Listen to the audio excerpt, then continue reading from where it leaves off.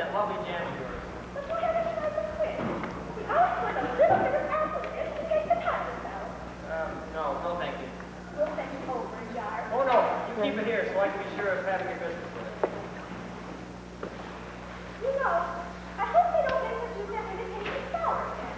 I mean, with this war trouble. It may not be very charitable of me, but I've almost reached the conclusion that this Mr. Hitler isn't a Christian. If only Europe was on another planet. Europe, sir? Yes, yes. Point your gun the other way. John? To the west. There's your enemy. There's your danger. Japan. Yes, of course. No, Aunt Debbie. Not so much talk about Europe and more about the canal. Let's not have any talk about war now. No? Thank you, Aunt Debbie. Thank you, Dr. Harper. No, thank you. I must admit, that war and violence, they seem so far removed from the surroundings. Yes, it is peaceful here, isn't it? Oh, yes, peaceful. Virtues of another day, they're all here in this house. The general virtues of them with candlelight, good manners, and low taxes. It's not the only class they good one. It's just as it was when grandfather was in their social furnished there. Except electricity. And we use it for little software. What's my room with my desk and computers? Yes, I can understand that. Nephew Mortimer seems to only live by electric light. Yes, he has to work so late, poor boy. I understand he's taking Elaine with him to the theater there. Teddy, your brother Mortimer will be here later. Do you like it? We're so happy to see Elaine going to take to the theater with us. Yes, well, it is a new experience for me to wait up until 3 o'clock in the morning for my daughter to be brought home. Oh, I do hope you don't disapprove of Mortimer. Well, yes. Well, I feel so guilty if you did, Sister Marcia and I. Since it was here and I was hoping you thought of that one. Yes, I realize that fact. And so I'll say immediately that I think Mortimer himself to be a rather worthy gentleman. But I must also admit that I've watched growing intimacy between him and my daughter with some trepidation. For what reason is that? You mean his stomach, Dr. Harper? Stomach? His dyspepsia. His father did so, poor boy. No. Let me be frank with you. Talking about your nephew Mortimer's unfortunate connection with the theater. The theater? Oh, no. Wasn't the right for New York newspaper? Yes, I know. But a dramatic critic is constantly exposed to the theater. I don't doubt, well, some of them develop an interest in it. Well, not Mortimer. No need to worry about that. My Mortimer hates the theater. Oh, really? Why, he writes perfectly awful things about it. But you can't blame him, poor boy. He was so happy writing about real estate, which he really knew nothing about. And then they made him make this awful night musician. Oh, I see. But, as he says, the theater can't last much longer, and meantime it's it. Yes, I suppose we give the theater another year or two, perhaps. No, Teddy, I'll go.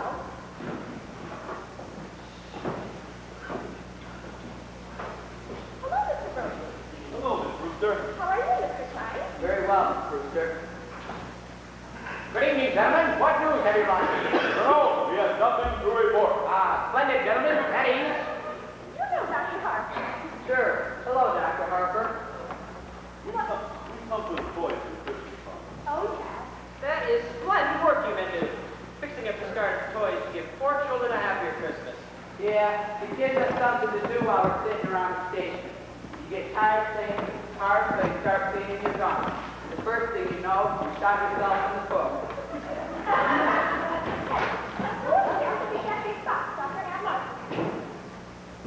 And how is Mrs. Brophy today?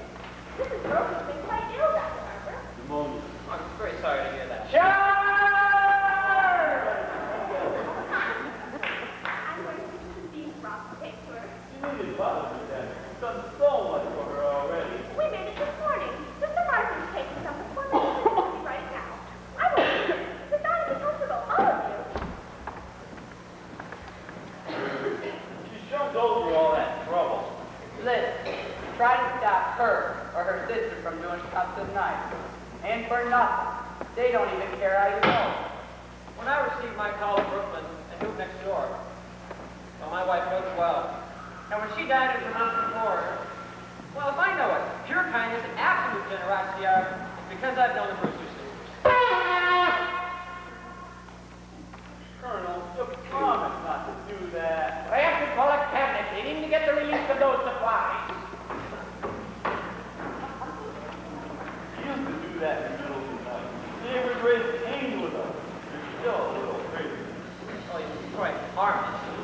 suppose he does think he's Teddy Roosevelt. There's a lot worse people who think he was. Damn shame. A nice family like this has me cuckoo. Well, his father, the old girl's brother, was some sort of genius, wasn't he? And their father, Teddy's grandfather, seems to me he's a little crazy too. Yeah, he was crazy. Crazy like a fox. He made $1 million. Really? Here in Brooklyn. That kind of whack of some sort. Old Sergeant Edwards, remember? Used to house here behind the clinic. Tried him out on people. I heard he made a few mistakes occasionally too. The department never bothered much because he's pretty useful on autopsy stuff. Especially poison. Well, whatever he did, that's his daughter fixed for life. Thank God for that. Not that they ever spend any of it on themselves. I'm very much aware of their charities. You don't know a tenth of it. While I was working with the Missing Persons Bureau, trying to trace an old man that we never did find, do you know there's a renting agency that's got this house on list of furnished rooms? They don't rent rooms, but you can be sure that anyone here who comes looking leaves with a good meal and probably a few dollars in their tip. It's just their way of digging up some people to do some good. Well, now, it's a big house. Dr. Harper, Mr. Clyde. How are you, Miss Brewster? I'm just fine. We dropped in to pick up Christmas toys. Oh, yes, Betty's Army and Navy. They were around. They're all back. The colonel's upstairs after this. It seems the cabinet has to okay it. Oh, yes, of course. I hope Mrs. Brophy's better. She's fine, ma'am. Your sister's in getting some soup for her now. Oh, yes. We took some to a poor man this morning who broke ever so many bones. Oh, come back, Martha. Hello, Abby. How is Mr. Lewinsky? Not well, I'm afraid, dear. Well, the doctor was there. Very serious. It seems they're going to amputate in the morning. Can we be present? No. The doctor says it's against the rules of the hospital. Well, you couldn't be of any service, and you must spare yourself something. Oh, here's some soup for Mrs. Brooklyn. Be sure to put it hot. Yes, ma'am. This'll be fine. The O'Malley boy is nuts about toy soldiers. That's General Miles. I retired him. What's this? The Oregon? Teddy, put it back. But the Oregon goes to Australia. Teddy. No, Aunt Debbie, I've given my word to fighting Bob Evans. But Teddy. What's the difference, what kid gets it? Bobby Evans, Izzy Cohen? We'll run along now, ma'am. Thank you very much. Not at all. Well, I must be getting home. Goodbye. Oh, before you go, Dr. Harper. Charge! Charge the blockhouse! Oh, the blockhouse. The stairs always stand on hills. I see. Did you ever try to persuade him that he wasn't Teddy Roosevelt? Oh, no. He's so happy being Teddy Roosevelt. Once, a long time ago, remember, Martha? We thought if you'd see George Washington for a while, it'd be a quick for us. Yes. But he just stayed under his bed for days and wouldn't see anybody. And he'd so much rather he be Mr. Roosevelt than nobody. Well, if he's happy, and what's more important, you're happy, you'll see that he signs these. What are they? Dr. Harper's made all arrangements for Teddy to go to Happydale after we pass on. Oh, but why should Teddy sign any papers now? Well, it's better to have it all taken care of, over and done with. If something should happen suddenly to either one of you, the Lord should take you away, well, perhaps you couldn't persuade Teddy to commit himself. That would, believe me, that would be a very unpleasant legal procedure. Mr. Witherspoon understands there to be filed away until the time comes to use them. Mr. Witherspoon? Who's he? He's the superintendent of Happydale. Dr. Harper is ready for me to come by, he said, and tomorrow is the next day. Well, I must be running along, or Elaine will be over here. Dr. Harper, give it up too late. And please don't think too harshly of Mortimer because he's dramatic critic. Somebody has to do those things.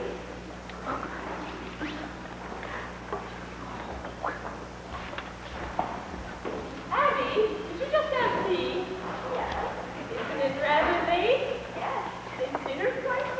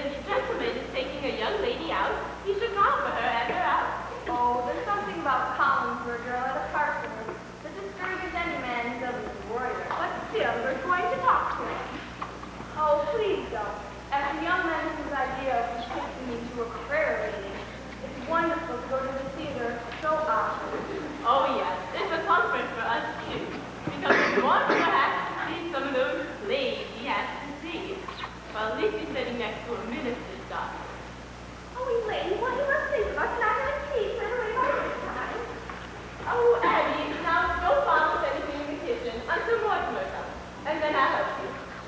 You should be here any minute now. Yes. Father must have been inside and not to find him at home. I'm going to run over and say goodnight to him. It's a shame you missed him, dear. Yes. If Mortimer comes, call him away, will you? Certainly. Oh, hello, Mort. Hello, Elaine. And Martha. Abby! Mortimer's here. You weren't going somewhere, were you?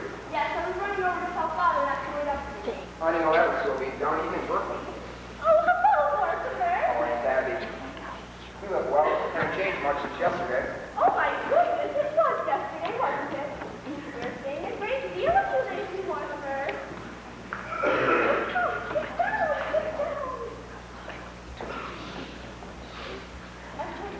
Abby, haven't we something to do in the kitchen? Huh? Like tea things? Oh, tea things? Well, just make yourself at home. Just make yourself at home. Well, here's your hand. Well, that was pretty obvious. A lack of inventiveness, I should say. Yes, that's exactly what you say. Where do you want to go for dinner? Oh, I don't care. I'm not very hungry. Well, I just had breakfast. Suppose we wait until after the show. That'll make it pretty late. Oh, now it's a little stinker worse than tonight. From what I've heard about it, we'll be at Blake's 5, 10 o'clock. Where do we watch these fairs to these plays? Are these plays fair to me? I've never seen you walk out on a musical. Darling, that musical is an opening tonight. Oh, Darling, you have to learn the rules. With a musical, there's always 4 postponements and 3 changes of title. They liked it in New Haven, but it needs a lot of work. I was hoping it was a musical. You have such a light mind. Not a bit. After a serious play, we join the proletariat in the subway, and I get a lecture on the ground. But after a musical, you bring me home in a taxi, and you make it fantastic. Darling, it's a very inaccurate piece of reporting. Oh, I will admit that after the Baroness lady told me I had authentic beauty. And that's a hell of a thing to say to a girl. It wasn't until after our first musical you told me I had nice legs. And I have, too. You know, for a minister's daughter, you should know a lot about life. Where'd you learn it? The choir lost. I'll have to explain that to you sometime, darling. The close connection between eroticism and religion. Religion never gets to tie the choir lost. This reminds me, I'd better run over and tell Father not to wait up for me. Why is that? He likes to pray over me a little before I go out with you. Well, if the prayers are too long, I might have time to lead you beside the still waters. Mortimer, this is the first time I ever heard you quote the Bible.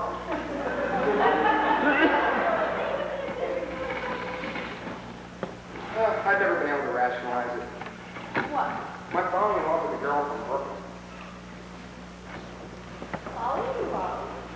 You're not stupidly articulate, are you? No. The only way to regain my self-respect is keep you in New York. Did you say keep?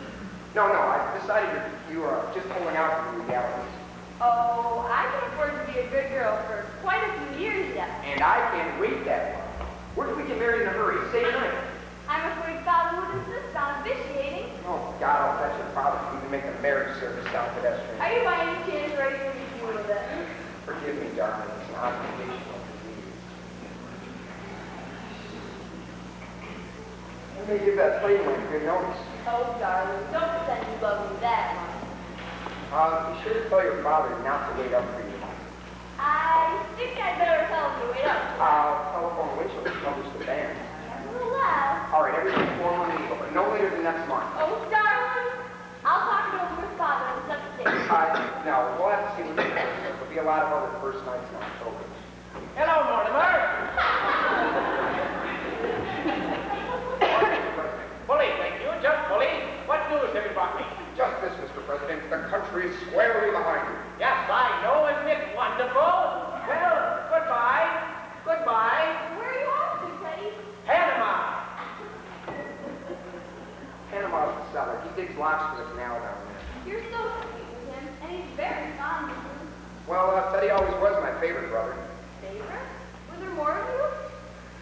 Yeah, there was another brother, Jonathan. I never heard of him. Your aunt never mentioned him. We don't like to talk about Jonathan. Jonathan left Brooklyn very early by request. He was the kind of boy that liked to cut worms in two with his teeth. Oh, what became of him? I don't know. He wanted to become a surgeon like grandfather, but he wouldn't go to medical school first, and his practice got him into trouble.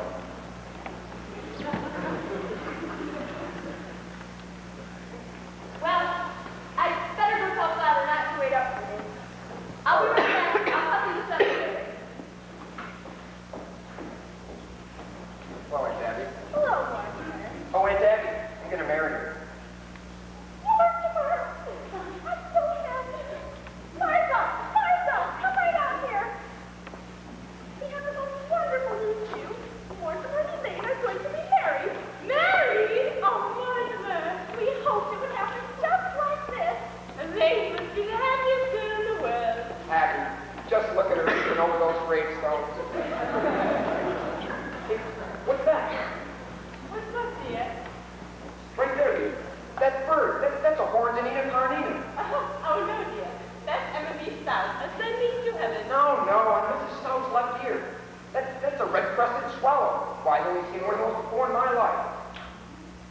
I don't know how you can be thinking about a bird right now, with Elaine and the engagement and everything. It was a vanishing species. Thoreau was very fond of it. By the way, I left a large envelope around here last week. It was one of the chapters from my book on Thoreau. Have you seen it? Oh, no, but if you left it here, it must be here somewhere. What are your plans? When are you going to be married? There must be something more you can tell us about Elaine. Elaine? Oh, Elaine! She thought it was brilliant. What was, dear? My chapter on Thoreau. Well, I think when Elaine comes back, we should have a celebration. We'll drink to your happiness. And then we'll get meeting all 4 cake left. Oh, yeah. And I'll open a bottle of wine. And then drink it out in this room. What's that? Oh, Aunt Abby, we're going to the movies tonight. Oh, are you here? Perhaps if your fiancé sitting beside you tonight, it'll be something romantic. What's the name? Murder will out. Oh, dear. When the curtain opens, the first thing you'll see is a dead body.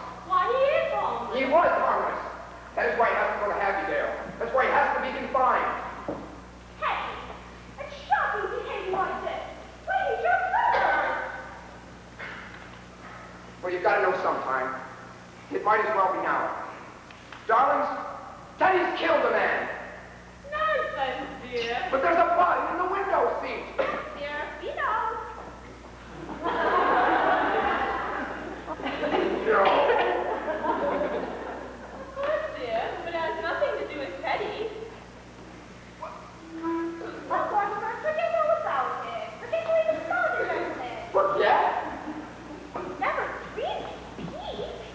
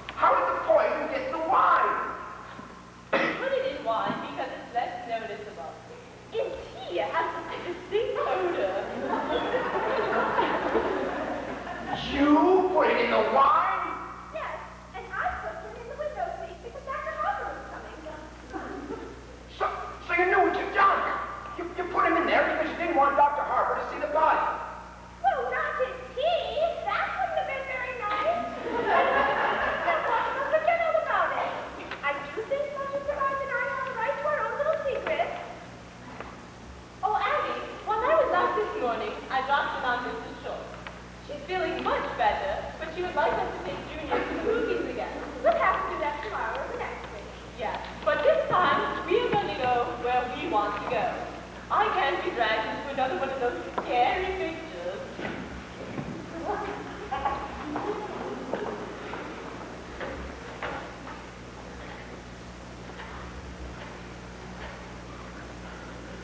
Hello? Hello, Al? City desk? Oh, hello, Al. Al, when I left the office today, I told you where I was going, remember? Yeah, well, what did I say? Yeah, that's right. Now, it'll take me about a half an hour to get to Brooklyn. What time have you got? That's right, I must be here. Yeah. And Dad, Martha, come in here. What are we going to do? What are we going to do? What are we going to do about what, dear? Well, there's a body in there. Yes, Mr. Hoskins. Well, you can't just leave him in there. Oh, we don't intend to, dear. Yes, Teddy's down in the cellar digging a lot now. You mean you're going to bury Hotchkiss in a cellar? Of course, dear. That's what we did with the others. No, you can't bury Mr. Others? The other gentlemen. When you say others, do you mean others? More than one others? Well, yes. This makes 11. Doesn't it, Abby? No, dear. I believe this makes 12. Oh, no. I think you're wrong, Abby. This is only 11. No, dear. Because I remember when Mr. Hoskins first walked in here, it occurred to me that he would make just an even dozen. Well, I would be counting the first one. I would count the first one. That makes 12. Well, anyways, they're all right down in the cellar. Hello? Hello, Al? Oh, my, it's good to hear your voice. No, Al, I'm sober as a lark. No, I just called you because I was feeling a little Barandello. Here and... Oh, forget it, Al, you wouldn't understand. Look, Al, you've got to get a hold of George. He's going to have to review that plating on you. No, Al, I can't. No, Al, you got it all wrong, Al. I'll tell you about it tomorrow. You get George to cover that plate tonight. I'm the head of this department. Get a hold of George. Let's see. Where were we? 12! Yes, Abby thinks we should count the first one, and that makes 12. All right, now. Now, who was the first one? That was Mr. Nixie. He was a Baptist. He said they're looking for a room. Why don't you move to New York City? He was such a lonely old man. All his giving came for dead. We felt so sorry for him. So, and then when his heart attack came, and he's back dead, in that chair. But he's so peaceful. Remember, Martha? Yes. We decided then and there that if we could find another one of his friends among the old gentlemen, we would. He dropped dead right in his chair. How awful for him. Oh, no, dear. Why, it was rather like old times. You see, your grandfather always used to keep a cadaver or two around the house. Well, when, yes, that was at time when Ted was leaving in Panama. Yes, and he thought this poor fellow was a yellow fever victim. That's right. That means he has to be married immediately. So we all took him down to Panama and put him in the lot. And that's why we told you not to worry about it, dear. Because we know exactly what should be done. That's how all this started. That man just walking in here and dropping dead. But we knew we couldn't count on that happening again, so...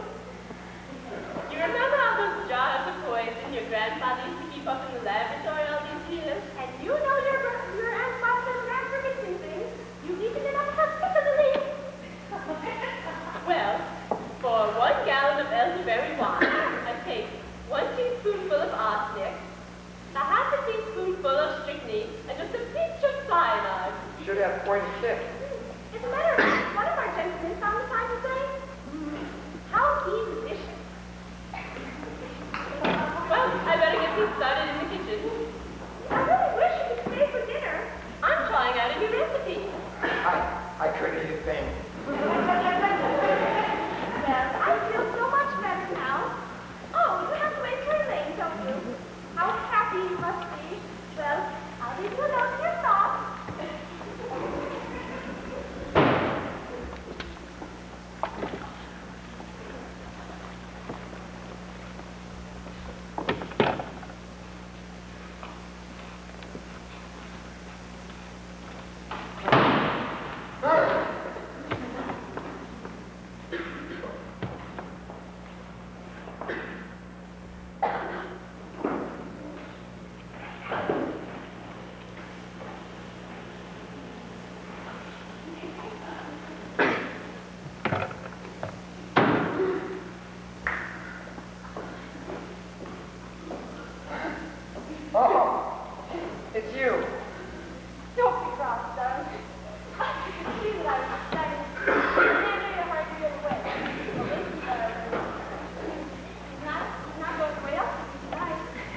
Well, look, Elaine, you run along home, and I'll call you up tomorrow. Tomorrow? You know, I always call you up every day or two. But we're going to the theater tonight. No, we're not. Well, why not? I'm just not covering that play tonight. I just can't. Mortimer, what happened? You lost your job? No, I haven't lost my job. I'm just not covering that play tonight. Mortimer, certainly you can tell me.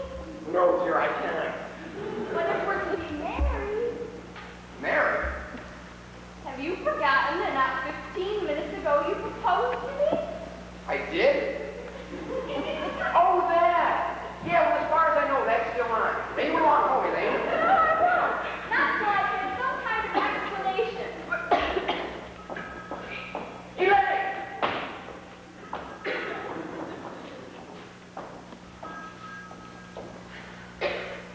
Hello? Hello, Al? Oh, hello. Al, you're just going to have to hold on a minute. All right, Al, it's important, but it can wait a minute, can it? Hold on. Look, Elaine, you're a sweet girl, and I love you, but I want you to go home now and wait until I call you. Don't try to be masterful.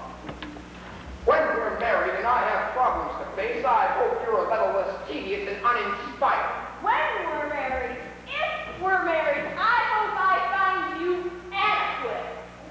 Elaine! Elaine! Elaine! Elaine! What?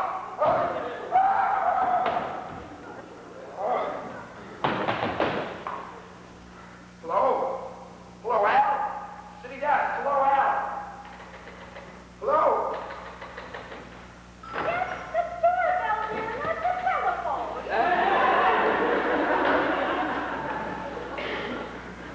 Hello, what's the second? Understand you got a room. Yes, we do. Come in. Are you the lady of the house? Yes, I'm a rooster. I'm not a rooster. My name is Jim. I'm sorry, there's a section table over here. Hello, Al? Al? City desk? What? Oh, sorry, wrong number. That's his room. Why don't you sit down first and let's get acquainted? That won't do much good if I don't like the room. I hear about those Brooklyn people. Haven't got any internet. Hello, city desk? Well, Haven't got any home either. Live in a hotel. Don't like it. City desk? no family.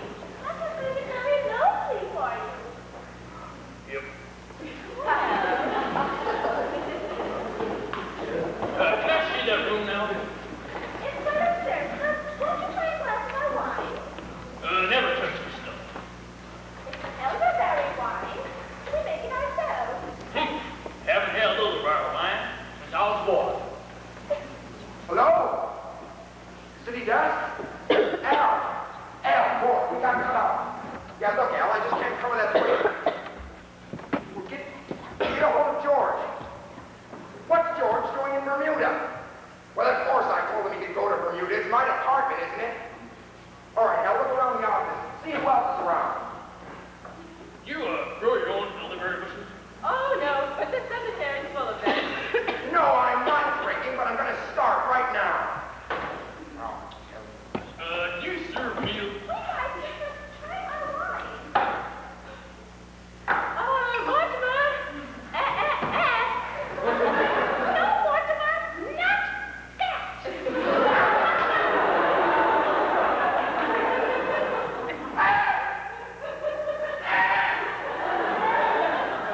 Get out of here! Get out of here! Come on! Get out! Get out! Get out!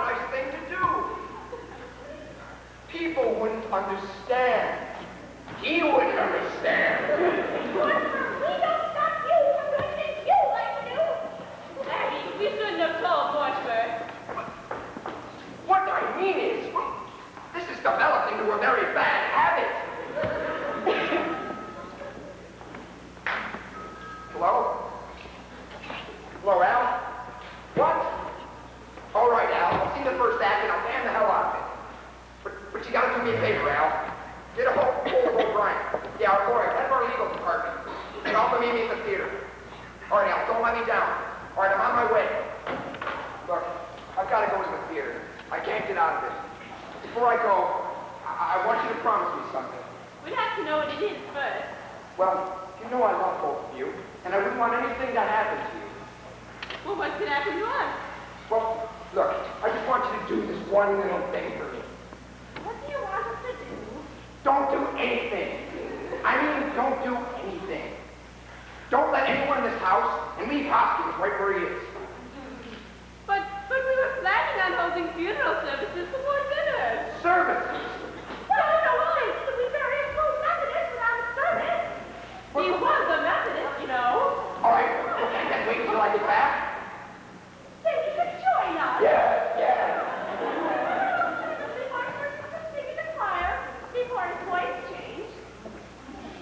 All right, it's a promise then. You won't let anyone in this house. Well, we can do this now that one was cooperating with us. All right, you got some paper? Yes, that'll be fine.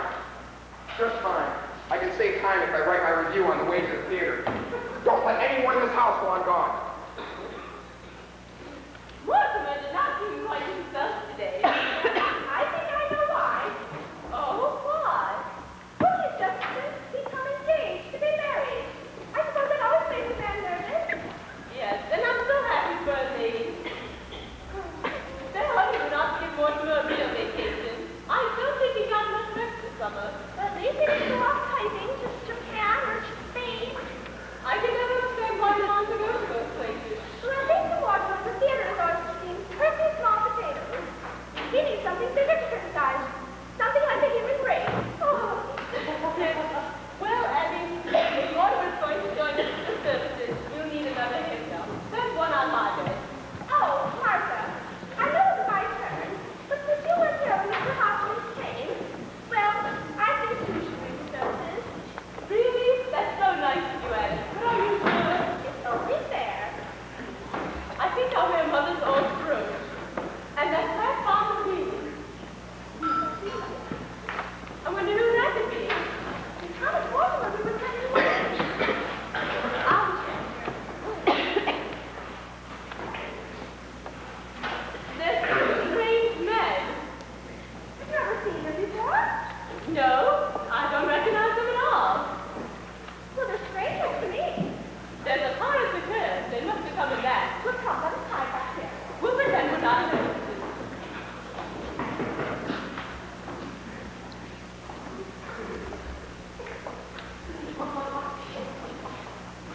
Come in, Doctor. Oh,